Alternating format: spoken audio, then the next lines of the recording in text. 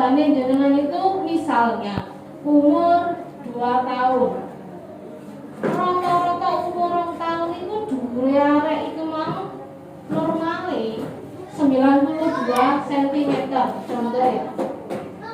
Ternyata tetangga jenengan anak tetangga jenengan 93, anak jenengan isih 85. Iku jenenge stunting. Kurang teko 92. Padahal lagi misalnya anak tanggane jenengan umur 5 tahun, umure wis 115.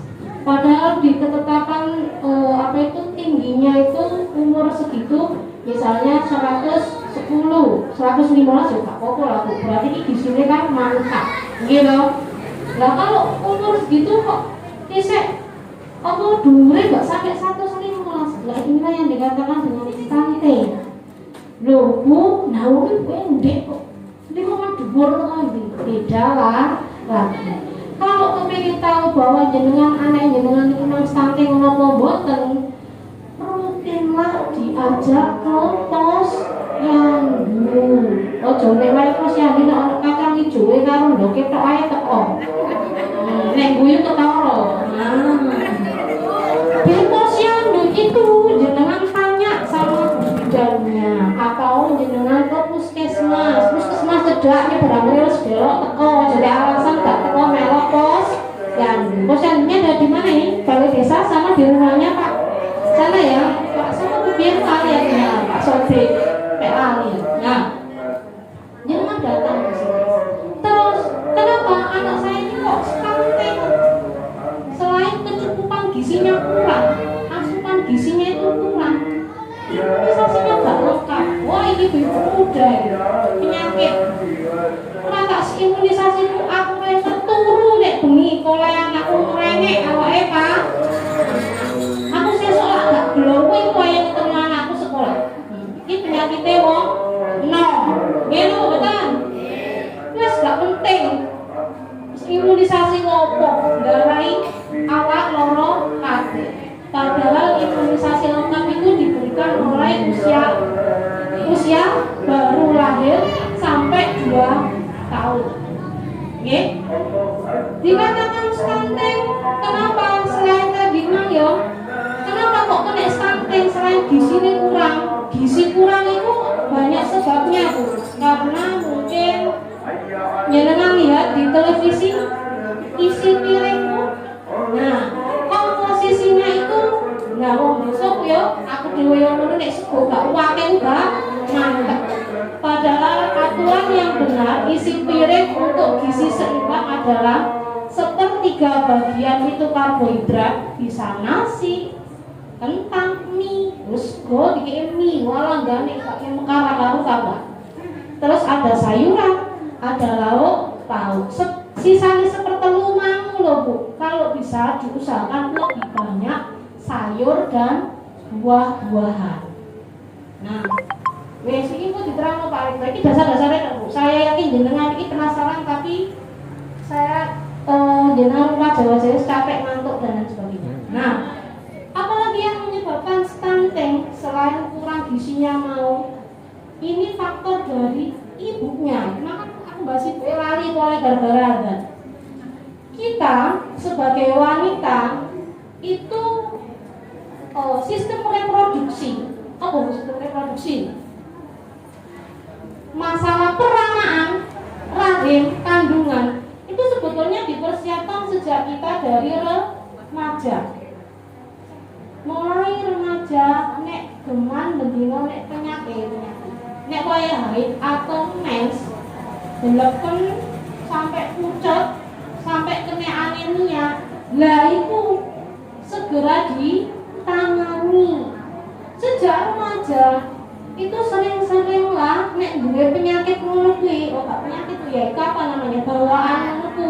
Nek gak normal nemen wae sampai menimbulkan anemia, iku aja sampai ngene iki nggarai anake meneh nek lahir kan lahirnya jenengan kan berdampak ketika jenengan hamil. Penyakit ini berulang. Jadi stunting itu terjadi karena asupan gizi yang kronis di bawah itu. Terus imunisasi dari ibunya juga dari anaknya. Nah, wong jenenge bayi kok bapake ono ibuke. Wes gak dijelasno carane gawe, Pak Arek kok pinter. Nah. Piye kok carane gawe? Proses dari pembuahan, dari sperma ketemu ovum menjadi zigot menjadi embrio. Wes mulai teko kono sak umure jenengan hamil, jenengan wis kena anemia, kena apa hipertensi, kena hipotermia, wis gak karuan niku mau. Waktu kalian jangan sampai kena penyakit ngono ku mergane nek jero wetenge sampean kok lain sampean ono calon bayi yang mau jenengan lahirkan. Naudzubillah aja sampai kena cacat. Paham nggih? Nah, carane piye, Bu? Nah, iki meneh bagiannya Pak Rektor. Intinya adalah bagaimana biar tidak stunting, waktu jenengan hamil, waktu remaja hindari minumlah. Bae ini ndak boleh jalan-jalan pakai. Minumlah tablet tambah darah atau yang disebut dengan TPD. Nek dino sampe dijak sekolah Pak Rektor bahas wong keteng-keteng pinter Pak Rektor. Ayo TPD untuk kehamilan. Dalam kehamilan itu berapa tablet yang harus jenengan minum? Kira Pak Rektor? Loh, sak cukupe 90 T. Lah kok ini? Nah, 90 ya. Itu kudu diombe. Nek sing ngene, Bu aku mau ngombe. Amis telek tua menireng. Ya jelas wong jenenge tablet tambah darah itu mengandung zat besi. Justru kalau telek jauh basa sing kotorannya itu pasti hitam. Terus banyaklah makan makanan yang mengkonsumsi banyak mengandung folat, AA, DHA, wes ngono tak kok bidang. Aku gak iso jelasno.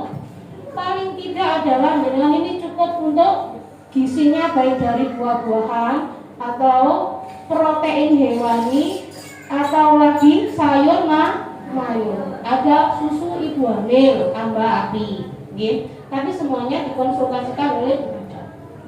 Stunting selain imunisasinya tidak lengkap, asupan gizinya kurang atau kronis, terus terjadi infeksi yang berulang. Infeksi yang berulang itu ibu hamil apa? Penyakitnya itu anemia darah tinggi, itu yang disebut dengan preeklamsia. Sampai ndelok Andin, Bu. Andin punya preeklamsia. Ya ta, Bu? Ate ning lair kangelan. Lah sampe nek kono kuwi nyantol, nggih. Iku. Nah, preeklamsia itu darah muda mempengaruhi janin. Nah, terus apalagi selain itu? Stunting itu juga dapat ditimbulkan karena sanitasi yang tidak bersih. Air minumnya itu juga tidak bersih. Sanitasi itu apa tuh, Bu? Lingkungan sekitar ini harus bersih. Sing diajarkan ke kita yang dititik beratkan sanitasinya adalah WC.